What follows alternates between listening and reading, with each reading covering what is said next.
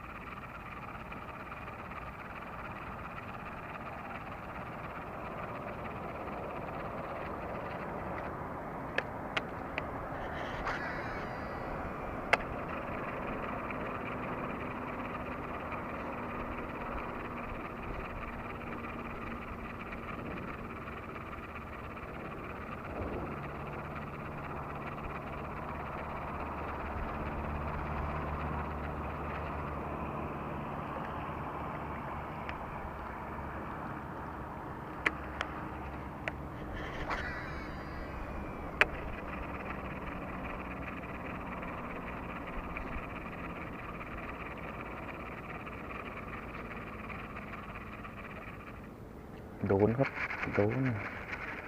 นครับผม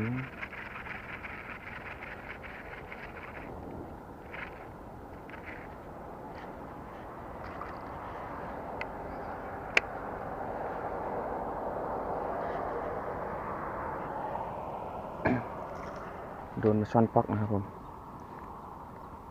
ตัวแรกฮะตีไป4-5 ไม้นะฮะตรงนี้นี่ครับผมช้อนป๊อกตัวแรกครับผมมาแล้วฮะสุดยอดครับผม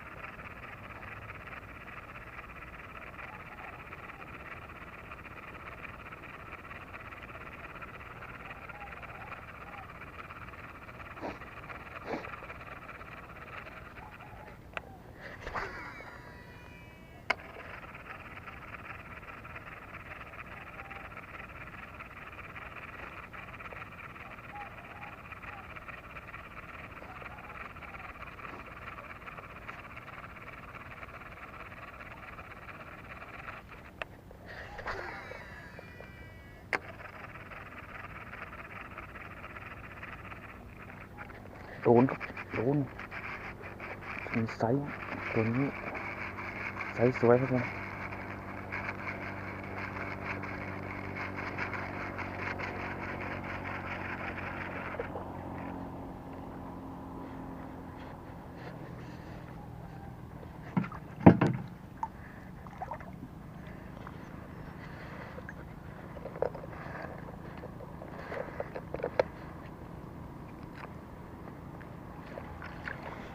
เนี่ยเต็มปากเต็มคำครับตัวนี้ใสสวยฮะตัวนี้ตัวที่สองนะครับผมตีตื้ออยู่นานฮะตรงนี้กว่าจะออกมากัดได้ฮะอ้วนมากครับตัวนี้ตัวที่สองครับผมใสสวยฮะสุดยอดครับผม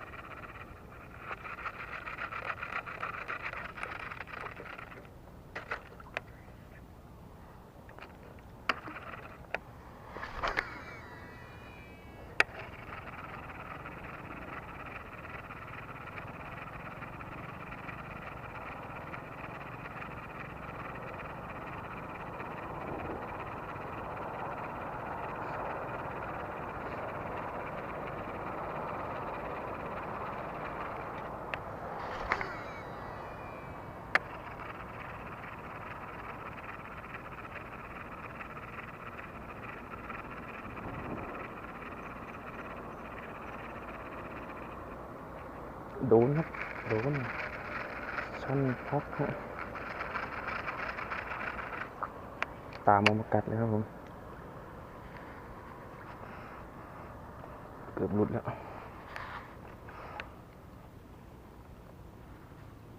เนี่ยครับผมเกือบหลุดครับผมช่อนป๊อกตีไป3 ไม้ 4 ไม้ได้ฮะออกมากัดจากป่าหญ้าแล้วครับผมตัวที่3ครับสุดยอดครับผม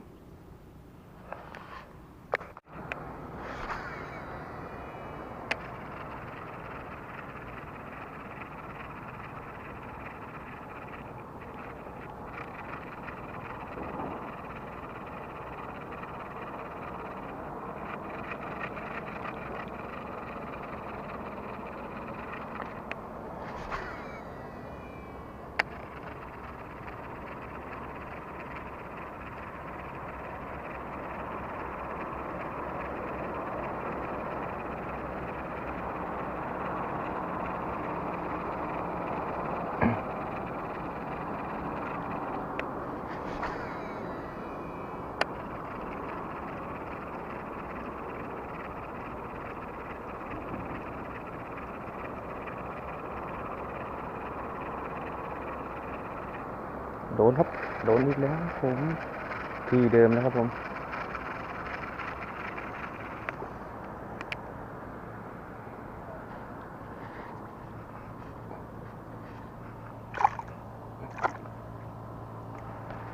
ปลาช่อนป๊อกอันนี้โอทะลุตาเลยตัวนี้เนี่ยครับผม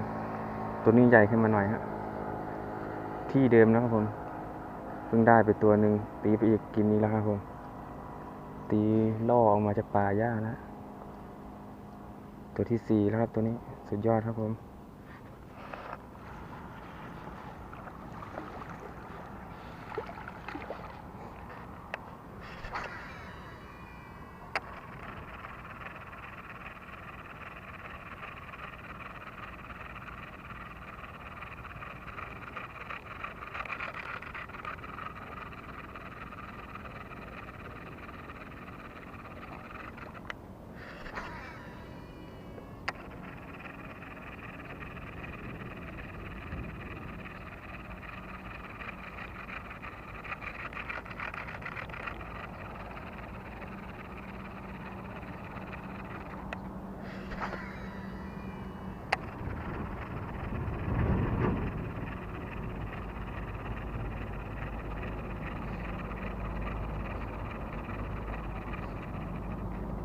โดนครับโดน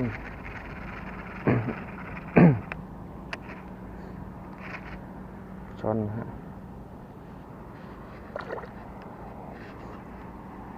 ใส่พอได้ฮะตัวนี้ตามมากันฮะตีล่อไป4 ไม้ได้มั้งฮะใส่พอได้ฮะอ้วนตับฮะตัวนี้ทะลุตายแล้วครับผมน่าจะเป็นตัวที่5แล้วมั้งครับตัวนี้สุดยอดครับผม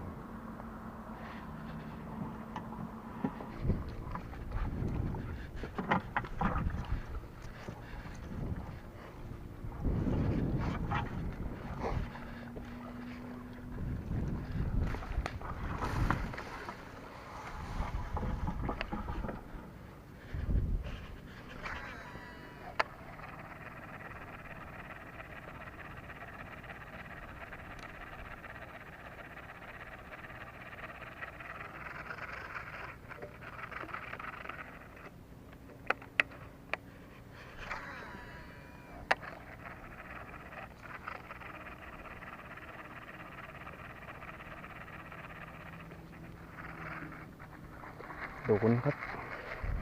โดน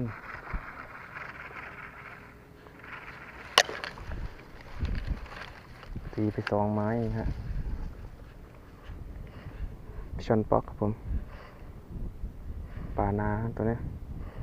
นี่ครับผมตัวที่6แล้วมั้งครับสุดยอดครับผม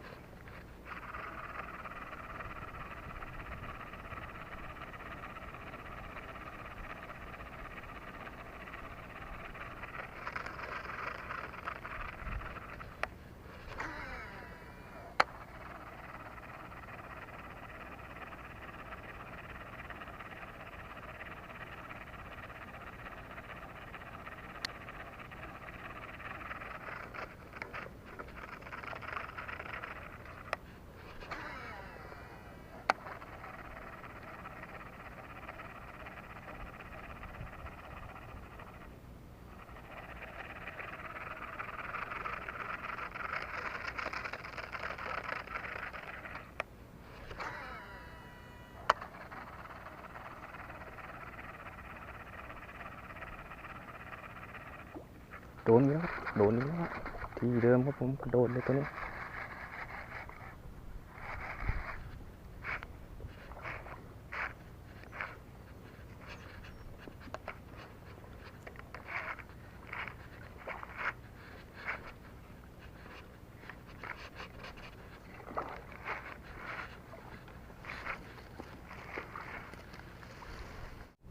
นี่ฮะตัวอ้วนมากครับผมไซส์สวยฮะ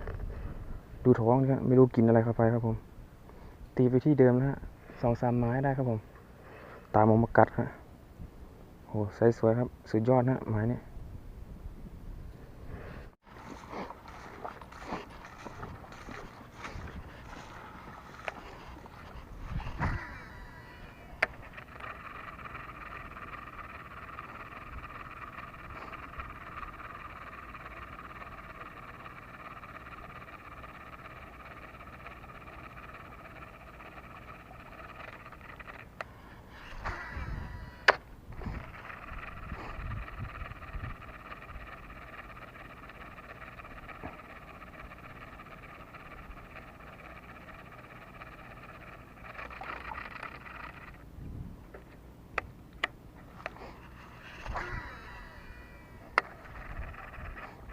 โดนครับโดน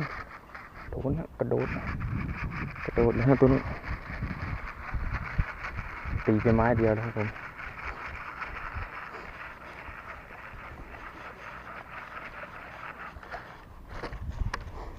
ไซส์สวยครับผมเนี่ยฮะอ้วนมากครับตัวนี้ไซส์สวยฮะนี่ครับผมตีไปไม้เดียวเองครับไม่รู้ตัวที่เท่าไหร่แล้วครับโอ้โหไซส์สวยมากครับอ้วนมากสุดยอดครับผม